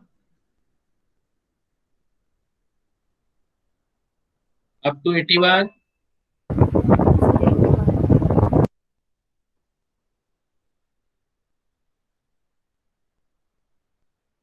81 तक बेटा नहीं है? सर 81 81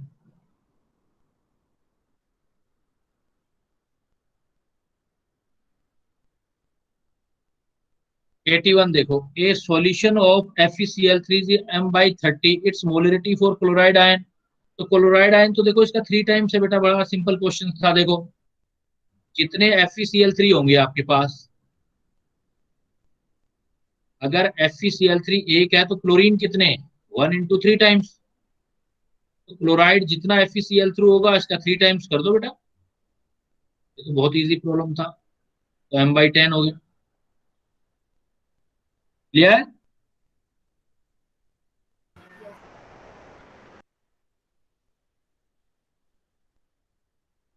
इधर आ जाओ बेटा 82 से 84 तक।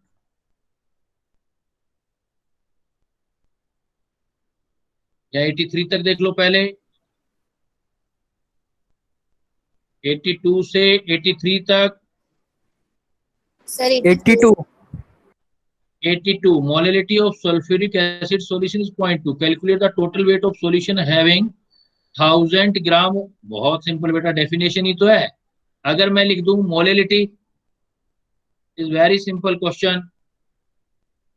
if we says molality is 0.2 molar, then what is mean of that?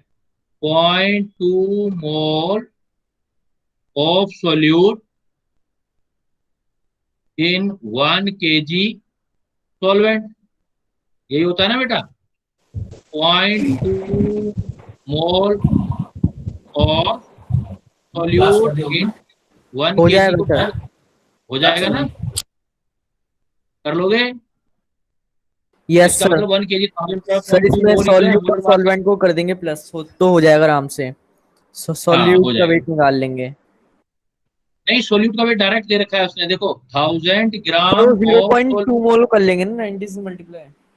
हाँ बस सिंपली 0.2 मोल, तो 1000 ग्राम सॉल्वेंट तो दे ही रखा है डायरेक्ट उसने। तो 0.2 मोल को मोलर मास करना है तो किसका है, 98 का है, तो इंटू कर देना, इतने ग्राम आ जाएगा बस। और उसमें फिर कर देंगे प्लस 1000, तो हमारा आंसर आ जाएगा। हाँ, सॉल्यूशन का वेट चाहिए ना आपको, तो इन दोनों को ऐड कर लेना फिर।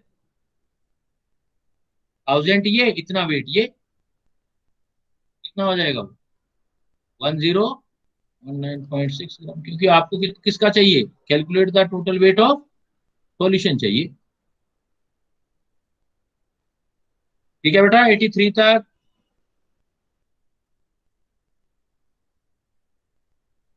चलो आगे चलो बेटा। Yes sir. अब आप आ जाओ बेटा।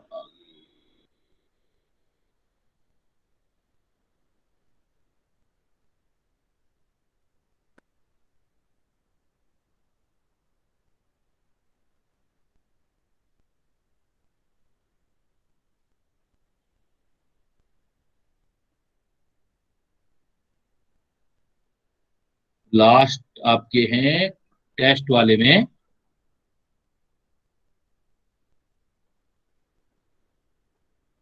ये वाली प्रॉब्लम देखो, 85 से 87 तक। सर 84 हाँ,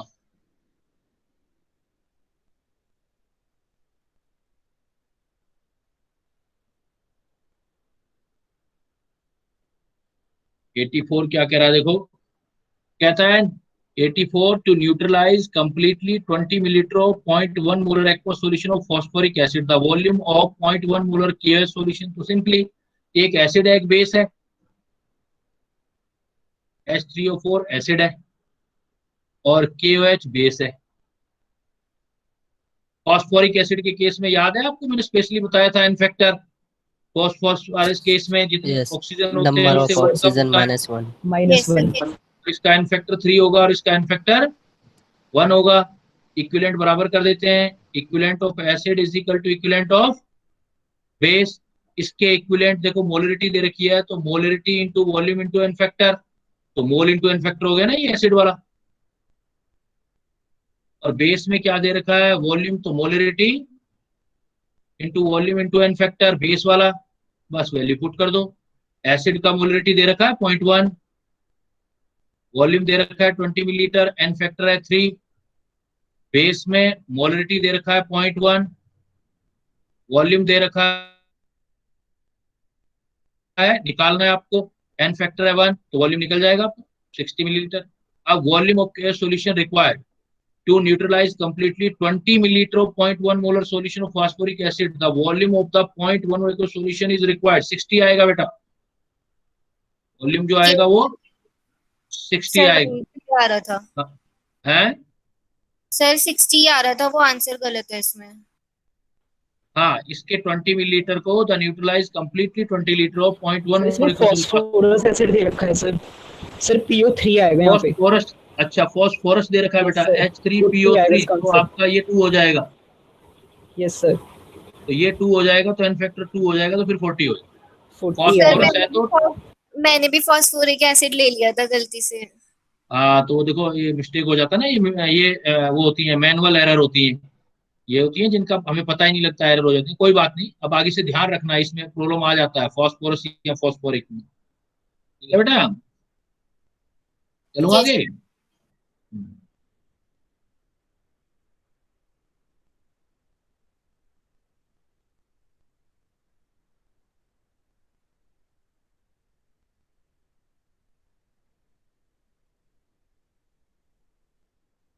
ये आ जाओ 85 से लेके 87 तक। Sir 86. 86. The volume of concentrated H2SO4 mixed with 0.5 normal KH to prepare 150 centimeter normal KH is mixed with 0.5 normal KH to prepare 150 centimeter cube of 0.2 normal KH. Solution is volume mixed with 0.5 to prepare। Question incomplete लग रहा है। मैं देखता हूँ बेटा क्या है इसमें।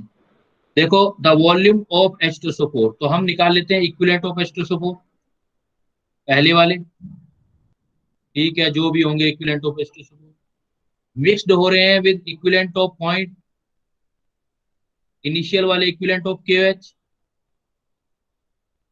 Is mixed with point formal, तो इसके इक्विवेलेंट KH के हैं, तो नॉर्मलिटी दे रखा है 0.5 KH to normal 0.2 normal KH solution.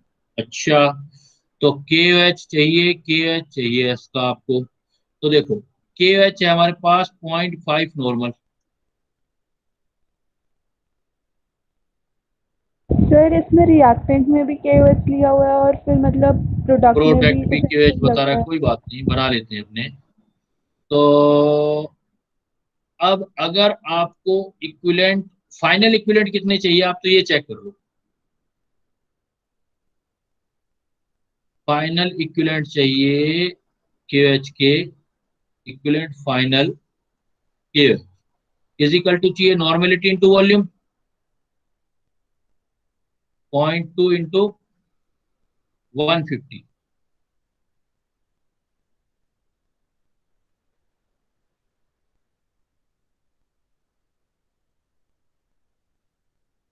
तो ये हो गया हमारे पास कितना 150, तो ये कितना हो गया, ये 0 हो गया 30 मिली इक्विवेलेंट चाहिए। इसमें volume of mixed with 0.5 normal, mixed with 0.5 normal KH to prepare 150 centimetre. देखो पहले ये काम करते हैं, ये देखो KH पहले 0.5 नॉर्मल है और 150 है, तो इसका वॉल्यूम निकाल लेते हैं पहले KH का। तो KH equivalent of KH 0.5 into volume KH के लिए 0.5 इधर है 150 इंटू 0.2, क्लियर, ये कैंसिल हो गया, ये 3 आ गया, तो बिल्कुल सही हो गया कि ये मिल गया हमें KH कितना हो गया 60 मिलीलीटर। अब इन दोनों के इक्विवेलेंट बराबर करो, ये छोड़ दो। Equivalent of H2SO4 the volume of concentrated H2SO4। अब यहाँ पर ना कुछ मिसिंग है, यहाँ कुछ मिसिंग है, सर जो आपने अभी ऊपर इक्वल किया वेट है, या मोल नहीं दे रखा इन्होंने। हाँ, इसका मोलरिटी नहीं दे रखा, यस सर। या नॉर्मेलिटी नहीं दे रहा? हाँ, आपने जो ऊपर अभी इक्वल किया है वो फाइनल सॉल्यूशन वाले इक्विवेलेंस को KOH के इससे इक्वल किया है। मैंने ये कह दिया कि पहले 0.5 नॉर्मल KOHV मिलीलीटर था, अगर उसकी नॉर्मेलिटी 0.2 कर दूं तो वॉल्यूम 150 हो जाएगा, तो इसका मतलब पहले वाले का वॉल्यूम पता लग जाएगा 60 मिलीलीटर। अब हमें ये पता लग गया कि ये जो 0.5 नॉर्मल KOH था ना, ये 60 मिलीलीटर था। अब लेकिन ये 60 मिलीलीटर है, इसके इक्विवेलेंट से इसको करना होगा तो कंसंट्रेशन तो देनी होगी ना हमें कितनी, कि भाई मोलरिटी कितनी है, तो इसमें ये कुछ मिसिंग है, मोलरिटी मिसिंग है। क्योंकि आप दो में से एक वेरिएबल होगा तो एक कैलकुलेट कर सकते हो ना, दूसरा नहीं कर सकते। कितना कंसंट्रेटेड ये नहीं बताया उसने। ए कंसंट्रेटेड H2SO4, ए को 1 मोलर भी ले लो आप, तो H2SO4 करोगे, मोलरिटी 1 लोगे इसकी, तो molarity into volume into N factor, तो molarity 1 into volume into N factor 2। इस वाले का वॉल्यूम है 60 मिलीलीटर और इसका है 0.5 नॉर्मल, तो देन भी देखो कितना आ जाएगा 30, तब भी जो आना चाहिए 15 मिलीलीटर। तो यहाँ पर था वॉल्यूम ऑफ, ये या तो ये हटना चाहिए था क्वेश्चन में, है ना, volume of 0.5 normal KH to prepare 150.2, ये क्वेश्चन होना चाहिए था, तब आंसर आता आपका 60। Yes sir. समझ गए बेटा? Yes sir. नेक्स्ट देख लो, नेक्स्ट 90 तक किसी का और? सर 88। 88 में कह रहा है the number of significant figure, significant figure वाला है, देखो बेटा जो रोल पढ़े थे हमने, तो ऐड है ना, ऐड करके देख लो। तो ऐड में क्या है, डेसिमल के बाद नंबर जितने मिनिमम है वो आने चाहिए। सम दे रहा है आपको, सम दे रहा है 13.21, इसमें डेसिमल के बाद दो प्लेस हैं, डेसिमल के बाद वन प्लेस है, तो आपको डेसिमल के बाद वन प्लेस ही सिलेक्ट करना है बेटा। सम करके one place, decimal place check करते हो ना सम में आप, 2 3 4 10, ये सर कितना इसमें आ गया? 3 आएंगे सिग्निफिकेंट फिगर्स। हाँ, तो इसमें सिग्निफिकेंट फिगर 3 आएंगे, क्योंकि वन प्लेस ही लेना है, आगे नहीं लेना आप, सर क्योंकि लेकिन मिनिमम प्लेस वन। सर हाँ लेकिन जो बोलो। रिपोर्ट कार्ड है ना उसमें क्वेश्चन वाइज परफॉर्मेंस में सी लगा रखा था, लेकिन उसमें रॉन्ग शो हो रहा है वो। अच्छा, नहीं आपका आंसर सी 3 है ना आंसर, वो ठीक होगा आपका, ठीक है। Yes okay sir. यहाँ 90 तक बेटा और? सर 87।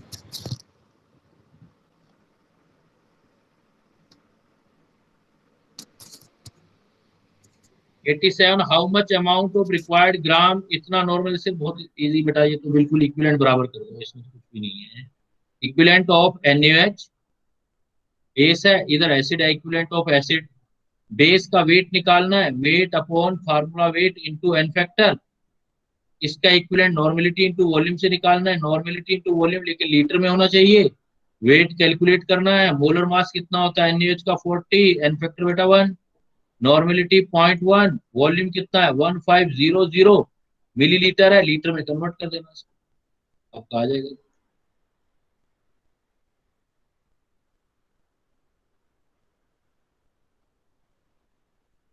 कर लोगे? 15 4 जा यस सर। 60, तो 6 ग्राम। Yes sir. यस। 90 तक और बेटा किसी का नहीं है? सर डीपीपी में थी प्रॉब्लम।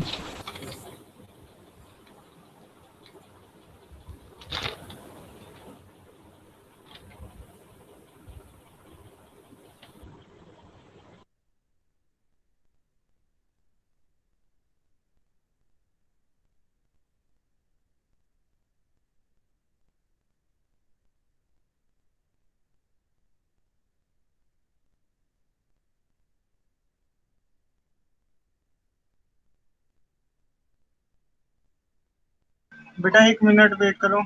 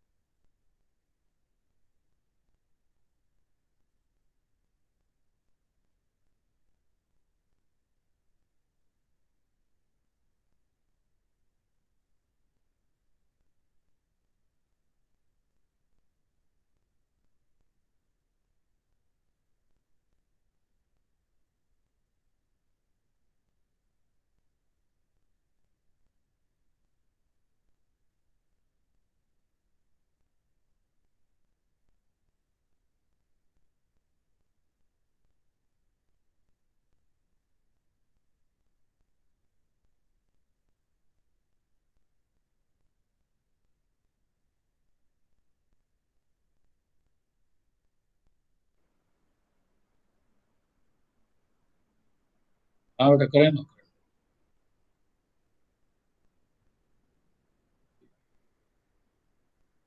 हेलो, हाँ बेटा आ गई स्क्रीन दोबारा। Yes sir. हाँ, यस सर। हाँ, उड़ गया था नेटवर्क। हाँ तो ये 90 तक हो गया ना बेटा सभी का। यस सर, डीपी को डिस्कस करनी थी अब। हाँ आगे निकाल लो बेटा, डीपीपी निकाल।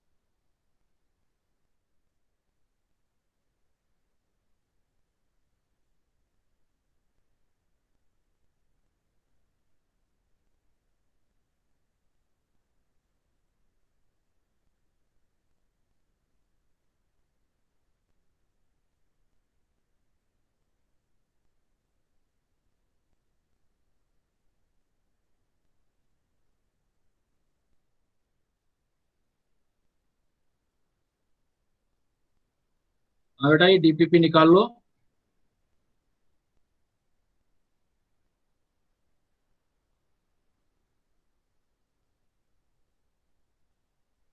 देखो 1 से लेके आपका 3 तक डीपीपी में कोई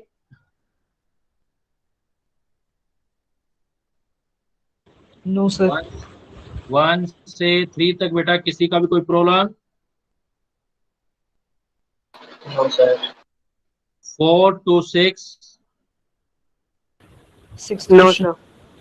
सर 6 कह रहा है the wavelength of spectral line for a elementary electronic transition inversely related to, देखो हमने क्या पढ़ा था, energy difference is equal to hc by lambda, और पोस्टुलेट में पढ़ा था हमने। तो ये जो आपका वेवलेंथ है, wavelength of spectral line lambda होता है, ये किसके बराबर होता है? Electronic transition is inversely proportional to energy difference की। जो हमारे ऑर्बिटल होते हैं उनकी एनर्जी क्या होता है? डेल्टा ई जितना ज्यादा होगा लेमडा उतना डिक्रीज होगा। तो देखो कौन सा आंसर आ रहा है बेटा? सर सी। हाँ तो देख लो जो भी आंसर आ रहा है आपका। सर ये इलेक्ट्रॉनिक ट्रांजिशन होता क्या है? मतलब एक एनर्जी लेवल से दूसरे एनर्जी लेवल में इलेक्ट्रॉन ट्रांजिस्ट करता है, that is known as electronic transition. तो एक ऑर्बिट से दूसरे में जाएगा तो उसके एनर्जी डिफरेंस पे डिपेंड करेगा ना। Yes sir. हाँ उसी को बोलते हैं। तो ये देखो ये आ गया, the difference in the energy of energy level involve the transition.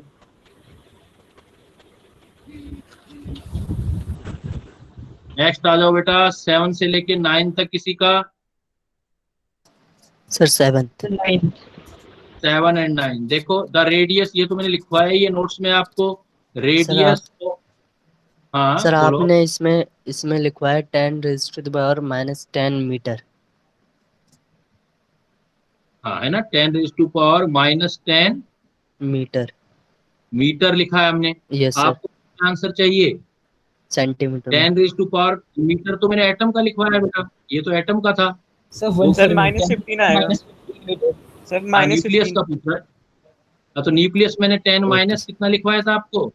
-15 metre लिखवाया था बेटा। -15। तो मीटर में है ना, मीटर में कितने सेंटीमीटर होते हैं? 10�2। क्लियर? ओके सर ठीक। Yes sir. नेक्स्ट कौन सा पूछा था बेटा आपने? Sir 8 number 8। देखो the increasing order lowest first from the value of charge to mass, E/m का मतलब है चार्ज टू मास निकालना है। तो देखो किस किस का चार्ज टू मास है? देखो आपके पास इलेक्ट्रॉन का चार्ज होता है यूनिट। गलती से बोल दिया मैंने। अच्छा किसी और का तो नहीं है बेटा ये? 8 sir number 9th question. Sir 9th।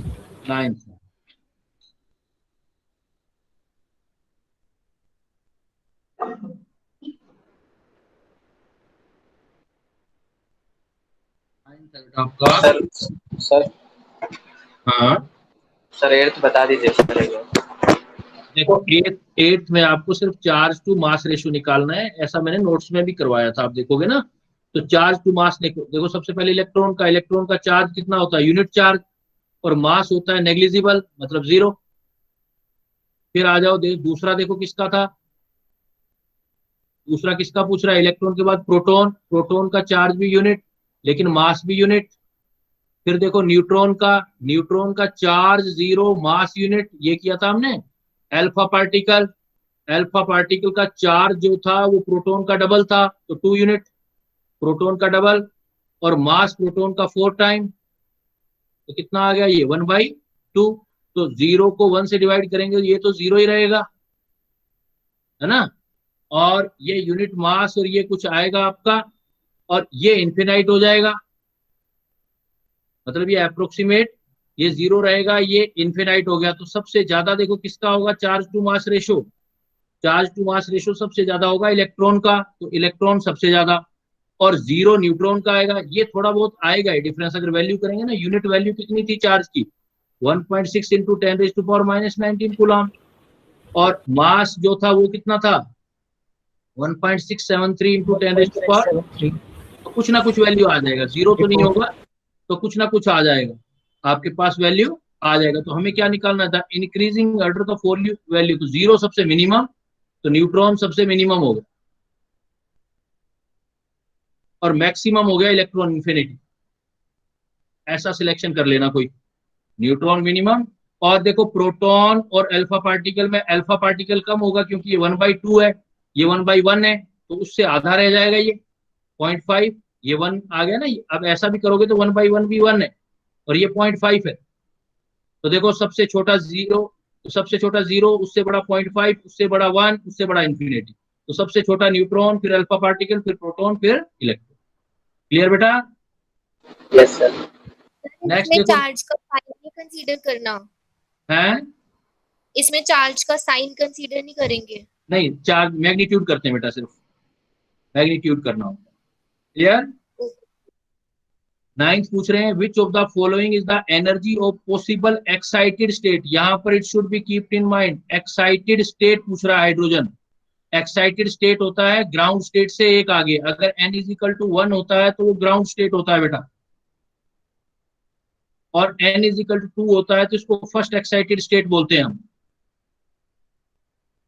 मतलब एक्साइटेड वर्ड लग जाए तो जितना n हो उससे आप जो है एक ज्यादा ले लेना। मान लो मैं बोलूं आपको 5th excited state, sir n = 6, तो n = एक्साइटेड मतलब ग्राउंड एक और आएगा, तो 5 + 1 6 ले लोगे। क्लियर? तो उसने क्या बोला था हमें, देखो which of the following is the energy of possible excited state of hydrogen, मतलब ग्राउंड स्टेट से अगले वाला फर्स्ट एक्साइटेड स्टेट। तो n की वैल्यू क्या लेके सोल्व करना है आपने, 2, तो कितनी वैल्यू आएगी, E = -13.6 Z² n square -13.6, Z की वैल्यू हाइड्रोजन तो -3.4 ले। 4। क्लियर? Yes sir. नेक्स्ट आ जाओ बेटा आप इसमें,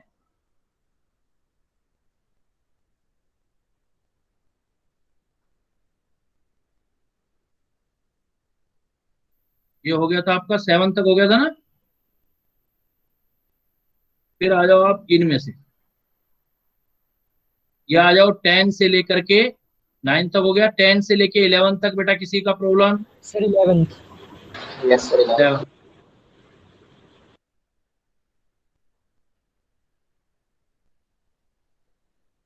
11। देखो, ionisation energy of helium. Ionisation energy मतलब फर्स्ट स्टेट ऑफ हीलियम की एनर्जी दे रखी है। Ionisation energy of helium is the energy of ground state of helium, मतलब first n = 1 the energy of first stationary state of lithium. Lithium के लिए निकालना है तो इसके लिए मैंने एक फार्मूला बताया था ना आपको। वैसे तो अगर वो कांस्टेंट करेंगे किसी का भी, En energy, En n² Z² = दूसरे का En n² Z। तो पहले वाला किसका लेना है, ये वाला कॉन्सेप्ट यूज करना है आपने हीलियम के लिए, और दूसरे वाला बेटा आपने लिथियम करना है लिथियम के लिए। ऐसे प्रॉब्लम करवाई भी थे मैंने। तो देखो आयोनाइजेशन एनर्जी ऑफ हीलियम यानी कि फर्स्ट स्टेट की दे रखी है, तो n = 1 रख दोगे, आयोनाइजेशन एनर्जी रख दोगे आप जो भी है 19.6 × 10⁻⁻18। n मतलब फर्स्ट का, Z² हीलियम का रख दो, हीलियम का 2 का स्क्वायर 4 आ जाएगा, =2 कर देना। ये En निकालना है, किसके लिए निकालना है, फर्स्ट के लिए, तो 1 का स्क्वायर, लेकिन किसके लिए, लिथियम के लिए। लिथियम के लिए Z का वैल्यू Z² 13.6 Z² वाला जो फार्मूला था तो 9 आ जाएगा। अब ये निकाल लेना आप।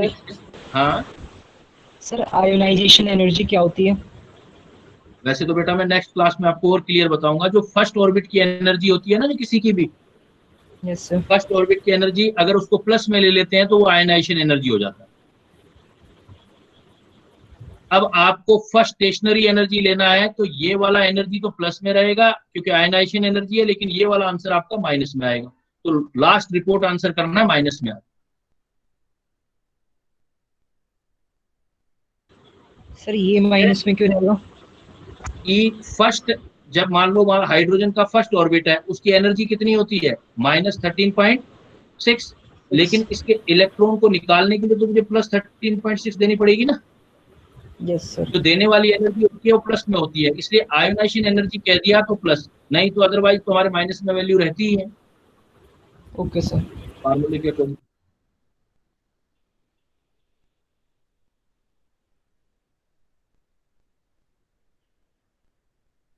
इलेवन तक बेटा किसी का और?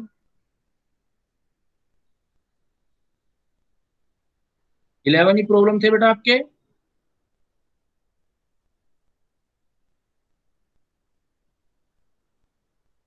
क्लियर है बेटा, हो गए ये सारे आपके? सर 15th प्रॉब्लम थी। 15th प्रॉब्लम आपका इसमें मुझे दिखाई नहीं दे रहा।